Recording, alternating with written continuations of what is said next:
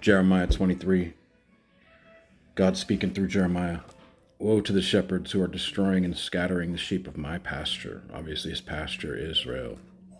He's talking about the Jewish people.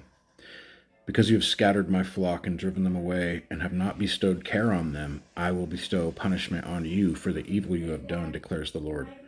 I myself will gather the remnant of my flock out of all the countries where I have driven them, and will bring them back to their pasture, where they will be fruitful and increase in number. I will place shepherds over them who will tend them, and will no longer be afraid or terrified, nor will any be missing, declares the Lord.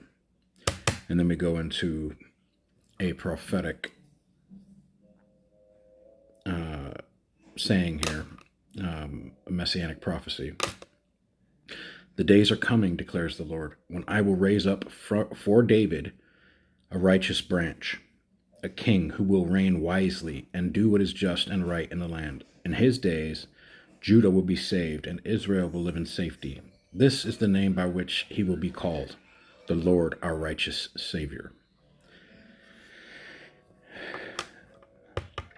And it's such a great prophetic vision, but Jeremiah wouldn't have known that. He saw it from afar and saw it through the prophetic lens, so it was veiled. Obviously, he never lived long enough to see Jesus. But let's break that down. The days are coming, obviously, meaning the future, when I will raise up for David. Why would he do it for David? Because God had promised David that his family will rule, and he will rule, and someone will be on his throne forever. Who can live forever? God, right? When I will raise up for David a righteous branch. Jesus was the only righteous one. Everybody else had failed. So there was only one righteous branch. A king who will reign wisely and do what is just and right in the land. Jesus. Isaiah spoke. He did he was killed, yet no deceit or anything was found in his mouth. He was just. The only person to ever be so. In his days, which means the righteous branch's days, Judah will be saved, and Israel will live in safety.